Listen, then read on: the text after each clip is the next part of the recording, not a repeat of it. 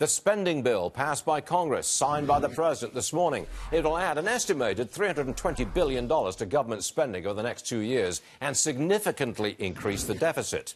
Look who's here. Former Texas Congressman Ron Paul. So welcome to the program. Great to see you again. Good, Stuart. Nice to be with you. I've been hearing about the debt bomb for 20, maybe 30 years. So far, it has not gone off. When do you think we will be hit by the debt bomb? You've got to tell us when. I know how it works, but you've got to tell me when.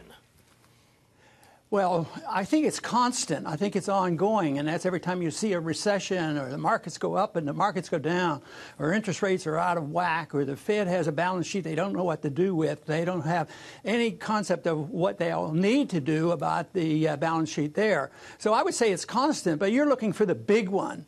And, of course, they're unpredictable, and I'm not so sure that it's in the next month or two, but if the stocks don't go up to that near, high about a couple of weeks ago, I think people are going to throw in the towel, and you'll see point-wise it's already a big deal, but I think percentage-wise it will be a big deal. Okay. But I think it's out of control by the Fed. I think the interest rates, I think that 10-year bond is giving us a message, and it's not the Fed. The Fed hasn't raised the rates enough. It's the market saying there's something wrong with the system. What's wrong with the GOP?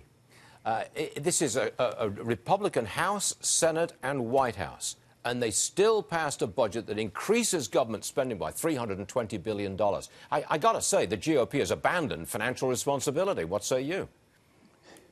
Well, you have to blame it on Richard Nixon. And there's a famous statement by Nixon when he closed the gold window and all those horrible things back in the 70s and got rid of any link to gold. Well, he says we're all Keynesians now. And the Republicans are Keynesians. They're military Keynesianism and economic Keynesianism. And they don't believe there's anything wrong. That's what our universities teach. They say debt is okay. It's very good. You've heard the liberals say this all the time. Conservatives won't say it, but they do it because they are controlled by a sentiment that has been taught to almost everybody in the Congress. You talk about the deficit, but don't worry about it. It'll take care of itself. I don't believe it. There's a lot of people in Congress, at least in the libertarian conservative side, that don't believe it, and they realize that you can get away with it a long time when you're in a rich country and you have a strong currency. But when the country gets weaker and the currency gets weaker and something has to be done, it'll end. Your son, Senator Rand Paul, he held up the passage of the budget, forced a shutdown, albeit briefly. Why does he always seem to be saying no? I've never heard him say no. They used to tell me I was saying no. What we say and what Rand, I believe, was saying is he's saying yes to sanity, saying yes to a good budget.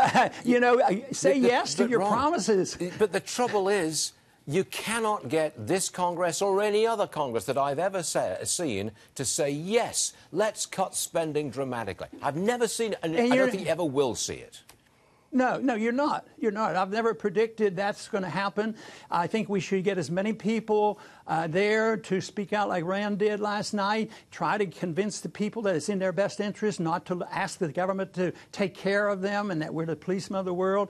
When that comes, the empire shrinks and the welfare state shrinks, but it will not happen by the Republicans and the Democrats getting together. What was that secret deal? They get together and they always raise things. When they talk behind the scenes, they endorse conventional policy of spending, militarism. The whole works is a bipartisan deal. Okay. And so it is going to get worse, and you don't expect the Congress ever to come to their senses, only after they have no other choice. You got it. When their back's against the wall, maybe.